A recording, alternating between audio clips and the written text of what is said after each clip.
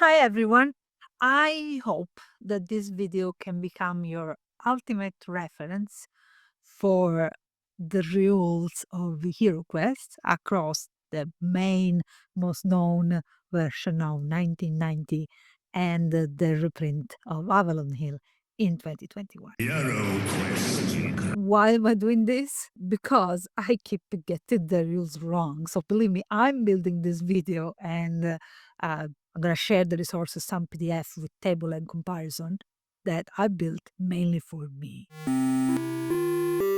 Let's start with one that maybe it's easier to keep track of, the difference on the searches. In the old version, both 1999 and 1990 version of the English game in Europe in general, as we could do two kind of searches for treasure and for traps and secret door. Trap and secret door were bundled together. Also, these searches could have been run in a room or in a corridor with no distinction. In the Avalon Hill reprint, I don't know about the original American game, but I can tell you about the Avalon Hill reprint. You have three distinct searches for treasure, for traps, and for secret door. So they are not bundled together. Also, you can search for treasure just in rooms, while you can search for traps and secret door in corridors as well. One more thing that is actually the most annoying one. There is no mention at all in the old version of the game, so 1989 and or 1990, of whether everyone can search or is just one treasure search per room or stuff like that. The new Avalon Hill version specifies that all the 4 heroes can search for treasure the same room, but every hero can search the room just once and can be done on their turn. Now, this is a bit too much for me. I used to play when I was little with my actually Italian version of the game. I used to play that every kind of search could be run just once. So a room could be searched for treasure or traps or secret door just once. It didn't matter who, but once I clearly remember that I used to write a little thief or whatever to track which searches had been conducted in each corridor, in each room. Now, that was our understanding the first time I read the book back when, I don't know, I was 10 years old or 9 years old. And I've always played like that. And I'm keeping playing this way, both in the old version of my playthroughs and the new one with Avalon Hill. I don't like searching for treasure in particular 1,000 times. I feel like cheating. Let's talk now about the movement. It seems like a simple one. What kind of difference there are about the movement? Well, so the generic rules that are true across the old version and the Avalon Hill version is you can't move diagonally, you can't go through monster, you can go through your companion. Little caveat. The old version, it wasn't that obvious that everyone was working collaboratively.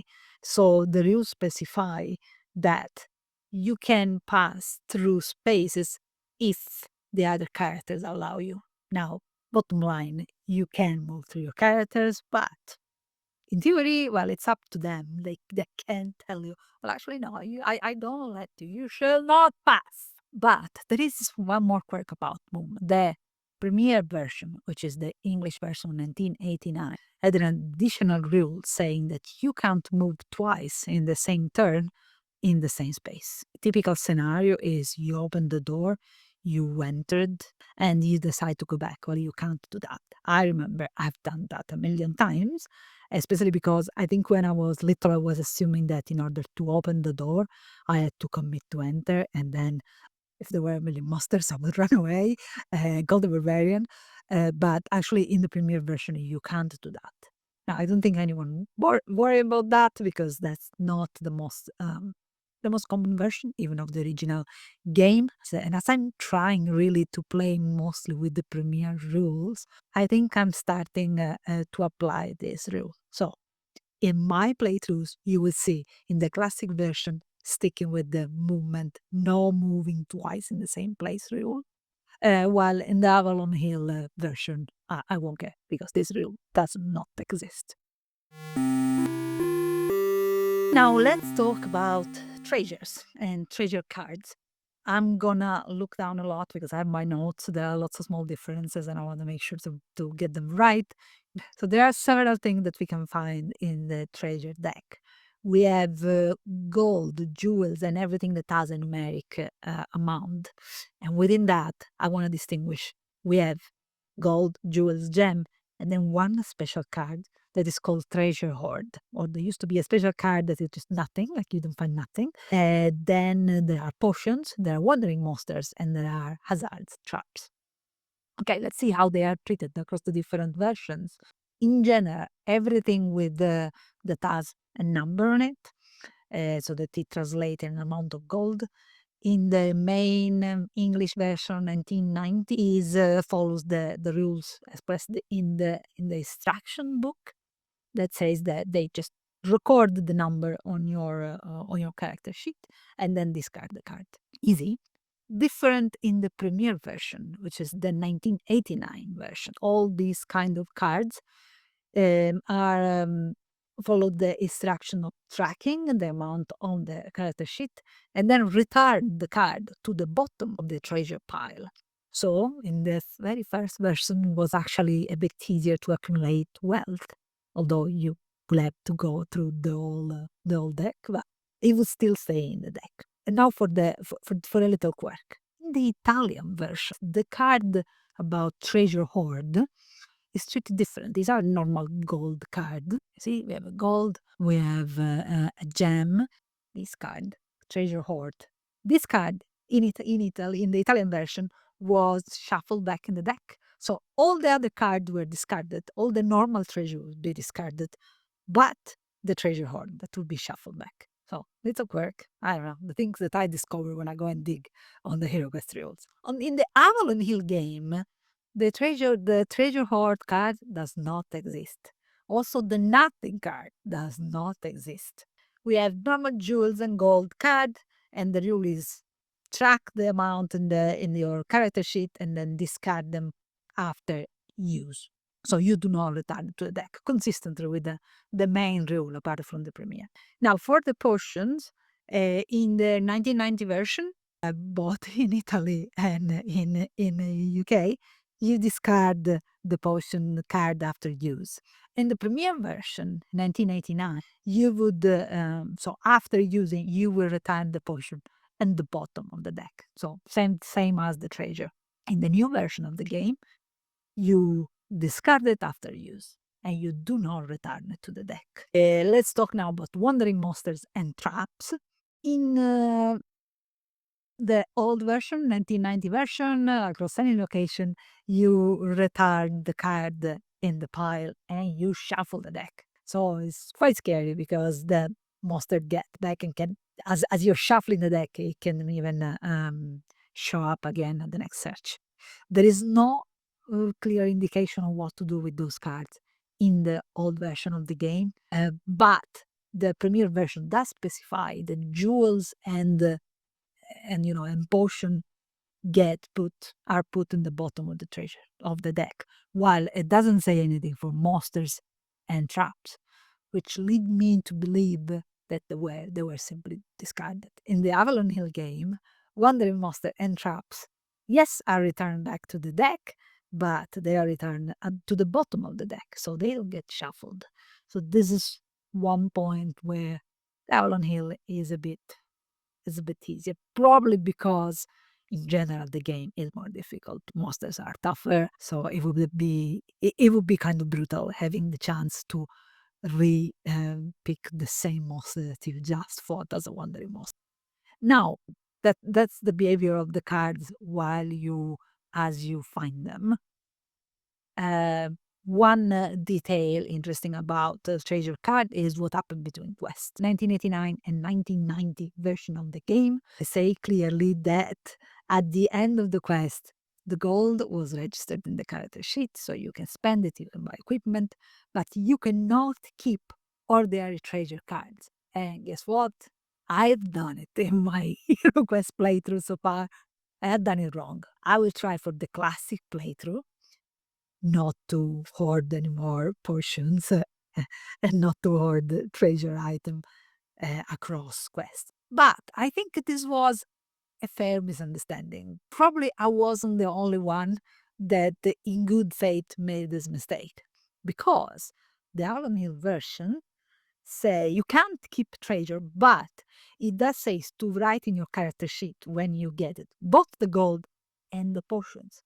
So that's how it goes around the fact that, yeah, we are keeping the rule that the treasure card doesn't get taken, you put it back between quests and it's available for the new quest.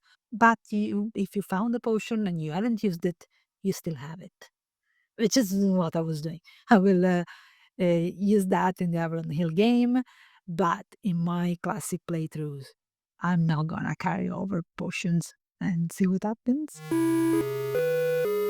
Next one, we're gonna talk about equipment and equipment cards. In the Avalon Hill version, equipment cards, first of all, are always in stock. When in between quests, you're gonna spend your gold. You are not limited by cards, how many equipment cards are left.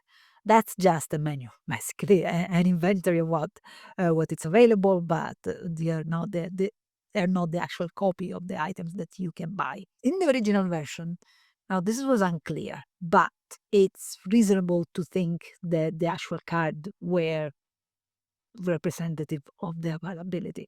And in fact, it does say that when I read this actual line, there is a card for each item of equipment available for purchase. Now, it's not super obvious because it could be there is a card that represents what you can buy, but the original version say exactly the same words. And the original version had 2 copies of a helmet and 2 copies of a shield. Now, why would you put multiple copies if that sentence were to mean that they are just references? So this makes us think that maybe it does mean that that's the availability. In the 1990 version, though, we have just 1 copy of the helmet and 1 copy of the shield. We do have more items. The bracers and the cloak of protection are introduced as items that the wizard can use. So it could be they remove the helmet and a shield, but they introduce 2 more items that kind of do the same. They are all boost to defense, and they can be used just by the wizard. Either way, in Avalon Hill, it doesn't matter if you have a card available. I would say in the whole game, like the rule that I'm gonna adopt in my old playthroughs is that if I don't have a card, if there is not a card available in the equipment deck, I would assume that I can't buy it, because that's what I think was the original rule. Let's go quickly through the major changes on the weapon. The staff has a little difference that basically is like considered two-hand, so you can't use the shield while wielding it. Then I already said there were 2 copies of Shield and Helmet in the premiere version. There is just 1 copy in all the other versions. The short sword. So this is very weird. In the premiere version, in the new Avalon Hill version, and in the Italian version, the short sword is a 2 combat dice weapon, can't be used by the wizard. That's it. It's useless. While in the 1990 version of the English game, it was changed and was at the part that would allow the weapon to be used diagonally, and that would make the weapon actually a bit meaningful. But that's the only version. Just the 1990 English version has this diagonal. When I say just, I don't know about the other languages. I'm comparing the English plus the Italian version that is supposed to be a replica, just a 1990 rules game. But there are sometimes small differences like this one. The short sword is like the old game and like the Avalon Hill game. Hand axes, it used to be a weapon that could not be used by the wizard, but in the Avalon Hill game can be used by the wizard. Well, it doesn't have the restriction, so we can assume that can be used by the wizard. The new game and the 1990 English version have bracers and cloak of protections, which are where 2 equipment cards boost the defense of the wizard, while the original premiere version didn't have it, but had the double copy of helmet and shield, so probably that makes sense.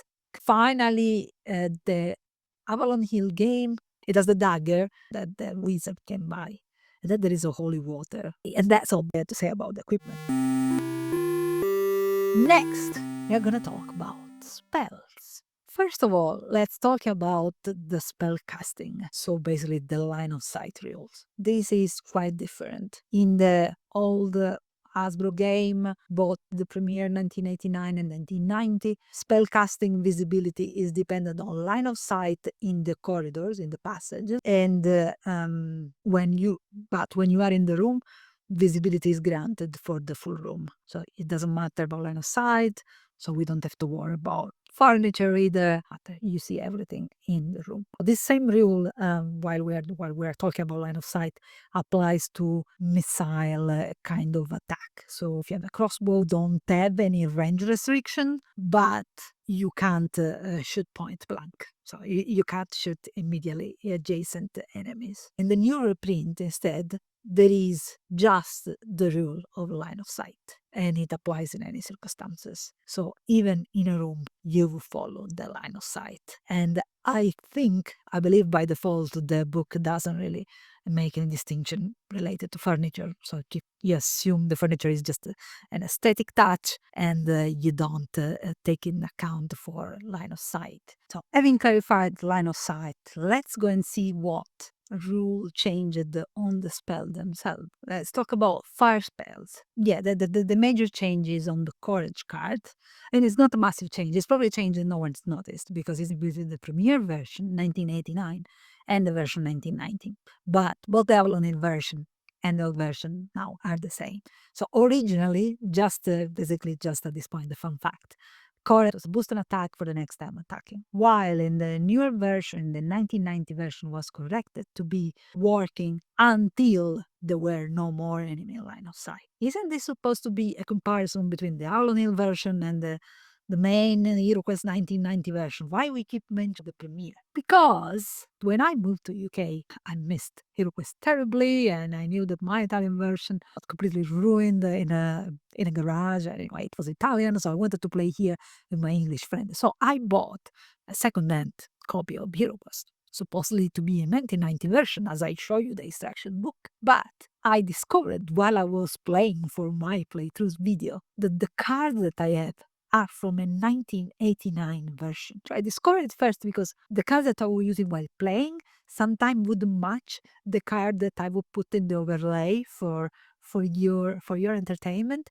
And that's because I was for the videos I was using the graphic from resources EA in, which are the 1990 version of the cards, and they were different from mine. So I've been playing my HeroQuest Classic Series with this card that, as you can see, doesn't have any clause mentioning the fact that it should last until you don't see any more monsters. If I look at my Italian version, that is definitely following the 1990 rules, well, you won't be able to understand, but you can see that it's much longer. First of all, because Italian is a very verbose language, but also because the series explains that the spell is broken just if you don't see anymore. Now, basically, the same things happen for the one of the earth spell, the rock spells, that is rock skin. The premiere version rock skin can be used. It's a boost on defense that works just for the next turn. Just for the next turn. While from 1990 and across, all Europe and in Avalon Hill as well, it works just until you get hurt. It's been slightly nerfed in the Avalon Hill because it used to be a +2 defense dice to your defense, and in the Avalon Hill version is just +1 defense dice, but it's still good as it lasts until you get hurt. So these are main difference, and I found out that I have the premiere version cards. Other difference are the genie card in the old version of the game. Anything premiere, English, Italian, the genie can either open any doors on the board or it can attack any monsters on the board. But the Avalon Hill was nerfed a little, as the genie can attack just the monster in line of sight of the caster.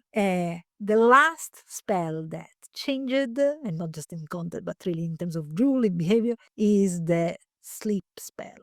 Now, this is interesting because I believe it didn't really change, but I think it was written in an extremely unclear way, so there were different interpretations. The first version, the premiere version, says that sleep can be broken by rolling a 6 at the start of their turn.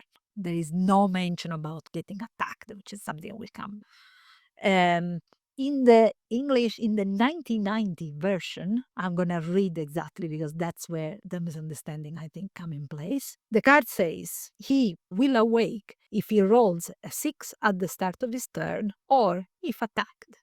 Now, this sentence, I'm not native English, so maybe I am the problem. But this sentence, I believe it can be interpreted as either that has to roll a 6 at the start of his turn or if attacked. Like it's all, I think it's, is it the Oxford comma problem? Is it something like that? So, or it could mean he will awake if he rolled a 6 at the start of his turn, a 6 at the start of his turn, or if attacked. So I believe the broad understanding at that time was that, yeah, it would be broken either if it got attacked, because it kind of makes sense, and maybe we had D&D and other tabletop games that where you can't really attack someone with affected by a sleep spell.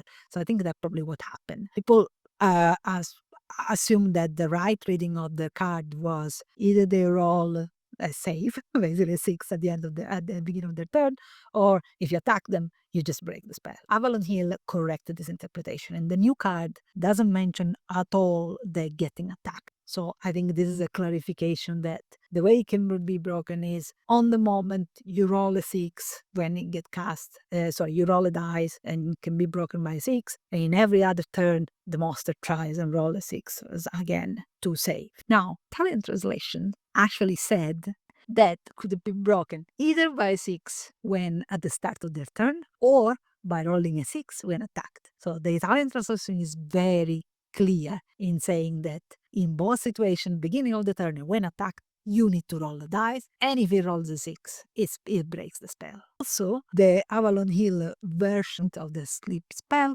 specifies that it cannot be used on undead creatures, so on mummies, zombies, and skeletons.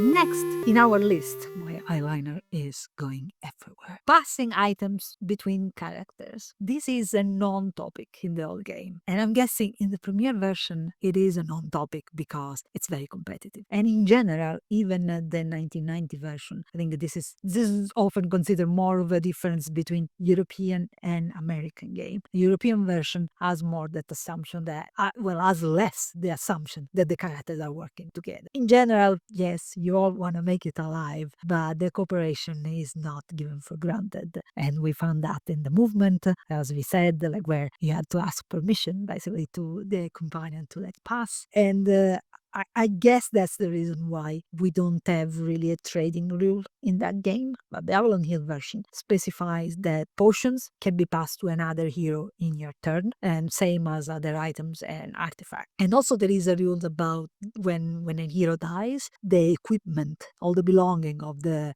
hero can be picked by another hero in the room, unless there is already a monster in the room or corridor. Because in that case, the monster will claim them, and basically the item gets removed from the game. Now for the most meaty topic, traps. I keep getting them wrong. This video is going to be super useful to me. For that, as I said, I'm going to print the table that I'm showing you now, and I'm going to have it glued to the wall in front of me when I play so that I don't get them wrong. So let's start with some generic points, and then I go trap by trap the differences across the versions. The traps really are traps for the heroes, for the characters, and before getting discovered, they are not a threat for monsters. Monster can walk on traps. That's very clear, even in the old version, that monsters don't trigger traps. But once in the board, the monster had to follow the same rules, so they would be affected. But in the Avalon version, monster with enough movement always successfully jump over a pit. If they want, they can voluntarily enter the pit without suffering damage. Other point, disarming traps. This is the point that I always get wrong. The whole misunderstanding comes from the fact that the rules about what happens when you found the trap is different in the old version of the game and the Avalon Hill version. So in the old version, when you find a pit trap or a folly block, you would put the marker would reveal the area affected by placing a tile. The only trap we don't put a tile for is the spear trap, and we get in a second why. But once you found the trap, it gets revealed and you know exactly where it is. At that point, the rule for disarming that a character with a toolkit or the dwarf, if adjacent to the tile, can automatically remove the tile, where automatically we assume means actionless. It's not an action code. In the Avalon Hill game, when you find the trap, Zargon would not put the tile. We just say, here you go. Here, you see some ceiling that is about to fall, or oh, you see that the floor is a bit squeaky and unstable, and you just point it. The only occasion in which you would put the tile if you trigger the trap. You can then decide with kind of similarly with the toolkit or with the dwarf, you can try and disarm the trap. It will cost you an action. There is chance that it does not succeed, but you can try. If it's triggered though, and the tile is placed, that's it. Once the tile is on the board, it cannot be removed. So you cannot remove a pit trap tile, which kind of makes sense. If it's been revealed, it means that whatever was covering it, it's gone, and now there is a hole in the floor. And how do you want to disarm it? So I think it makes sense. So I think that the Avalon Hills rules try to be more realistic, try to be more reasonable, while the old rules were more mechanic. Like you have a dwarf, needs to be able to remove everything. So even if there is that tile, the power of the dwarf is just remove the tile, whatever that means, and however magically that happens. So this is the key things to understand. I'm gonna give you now the details. And pit trap, the tile is placed when it's triggered and when it's found, different from the Avalon Hill. When you stumble on it, you will lose 1 body point, and then your turn. Once triggered, the tile is placed and remain on the board, which is a bit ambiguous, right? What does remain on the board mean? Does it mean that I cannot remove it anymore? But the book also says very clearly that the dwarf can always automatically remove trap tiles. So I think the old version was a little ambiguous, and Avalon Hill version tries to correct that. But I would say you're not breaking the rules if you are playing the whole game and you're playing in a way that you do remove the tile with the dwarf, because that's kind of what the book says. In the pit, you can attack and defend in the old version with 1 less dice. You cannot conduct any search while you are in the pit. In the Avalon Hill version, you can search inside the pit. But probably, again, this ambiguity comes from the fact that the old version, what was trying to say is, while you are in the pit, you cannot search the room because you fell in the pit. So I think the Avalon Hill is not really a different rule, but it's just telling you, if you search, you can search, but what you're doing is searching the pit. You're not searching the room. But it is a different rule. The reality is, in the old game, you could not search when you were in the pit. You could have jumped the pit, and you can jump it all the time, when even after it's revealed, as long as you roll anything but a skull. Otherwise, you fall in. And then, we know that a dwarf or a person with a toolkit can automatically remove it. So the difference from that in the new one, we already said, when you discover it, the tile is not placed. You get the same damage as you fall in. If you found the pit, you can jump it. That's another crucial thing. Once the pit tile is placed, and that's where Avalon Hill really clarifies, and once the tile is placed, it cannot be disarmed and removed anymore. So not even the dwarf. And I think this is effectively a different rule, even though in terms of flavor, we could have guessed that before as well. You can still jump it. And then there is the difference about the monster. As we said, the monster can choose to go voluntarily in the pit without taking damage, and can always jump it successfully. Falling block, similar concept. So the falling block, when you search for it in the 1990 game, the idea is that marker is supposed to show you where it is, putting it up. Now you may say, which tile? Because the image of the falling rock is not a tile in HeroQuest. And then you have the little arrow that is the position where you are when it falls. But that's what the destruction book says, is that you will put the tile when you found it. And the dwarf can come come and remove the tile. So it were that the removal of the trap works as normal. If you go in there affected by this squeaky ceiling, you roll 3 dice and you get as much damage as the number of skulls that you get. Once the rock has fallen, it cannot be removed. Like the ceiling is collapsed, right? And the rod, the way is blocked. So the actual trap doesn't exist anymore. So there is no concept of disarming after the ceiling has collapsed. But the dwarf can disarm if known the position after finding the trap. The dwarf can go and disarm that in the whole game, which just means removing a tile. Which tile? I always use the blocked road tile, but it was very ambiguous. This section in the Avalon Hill game make more sense, right? So when when you find the falling block, Zargon will tell you which position is, and at that moment, as you know that there is a problem there, even without a tile, you can decide to jump it, you can decide to disarm it and try and disarm it with a dwarf or with a toolkit, or you can, if you forget, because you may forget because there's no visual, you can just get crushed by the rocks and there is the same kind of damage. Spear trap. Spear trap is easy. Used to be even easier because in the 1990 games, the spear trap is a one-off trap. So definitely we agree that once it's triggered, it's gone. It's not a threat anymore. But also, if a spear trap was found via search in the 1990 game, the trap would have been considered harmless. Maybe the flavor there is that you found that there is a trap there, so you're gonna move carefully, and everyone is gonna move carefully, and it's never gonna trigger. I don't know what's the thinking behind, but once you search for it, it was gone. While in the Avalon Hill game, you can search for trap. You get told by your jargon that there is a trap in that place, and again, just with a pointed finger, also there is no tile for a spear trap. And at that point, you can decide to jump it. There's never going to be mentioned to jump a spear trap before. Forget spring it, or try and disarm it. Once again, you can disarm a spear trap, but you need to disarm it purposefully. So you can just search and then consider it harmless. It needs to be disarmed. If triggered, the damage is the same. Is a 1 die, and you roll 1 die and lose 1 body point on. A last kind of trap that we can find is a trap hidden in a chest or a piece of furniture. And here again was really simple in the 1990 version. If you see a chest in the room and you were to search for treasure, you would fall in the trap. You would take the damage of the trap based on what the book, the quest book would say. If you searched for the trap first, be like a spear, basically like a spear trap. The trap would have been considered at that point harmless, disarmed. In the Avalon Hill version, if you find that there is a trap in a piece of furniture or in a chest, that is not considered automatically disarmed. So you will have then to search to go and disarm the trap. And once the trap is disarmed, you can search for treasure on the next turn.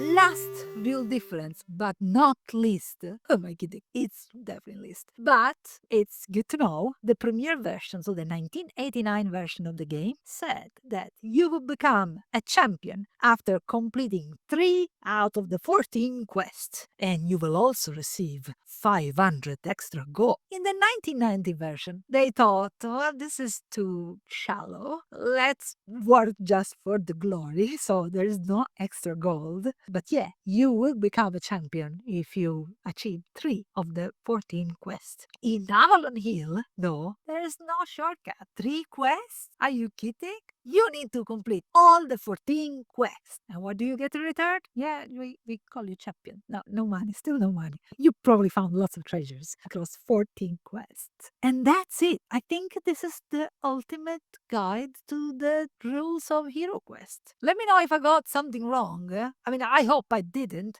I challenge. If you find something that I got wrong, well, I'm gonna edit the video because I want this video to be an absolute reference. So I'm not gonna allow myself to miss anything. I'm gonna put some PDF links in the description. So with all my tables, in case you want to print them and you want to use them as a reference while you play. And now it's time for me to go back to my editing game because the campaign is quite late. And if you are one of my subscribers, I'm gonna ask you a little more patience, and I hope this video keep you obeyed. If you are not one of my subscribers, what are you waiting for? Go and watch all the series. It's lots of fun. I've been referring continuously my playthrough series throughout this video and you don't know what the heck I'm talking about. So click here and watch the adventures of our heroes. I'm gonna close this video with a little montage of all my wrong track ruling. Take it away. Just a long, empty corridor. I don't trust it. Yeah, I'm pretty sure that aisle hides a pit. Grommy, I think there's a job for you over there. Yeah, I can see almost. Oh, What's going on? Careful, there is a pit. I just jumped. This floor feels pretty wonky. And over there's no floor at all. Come on, drop that attitude, Gwen. Okay, let me figure out how I can fix this floor. Back off, ugly lizard. And that's the kind of treasure I get.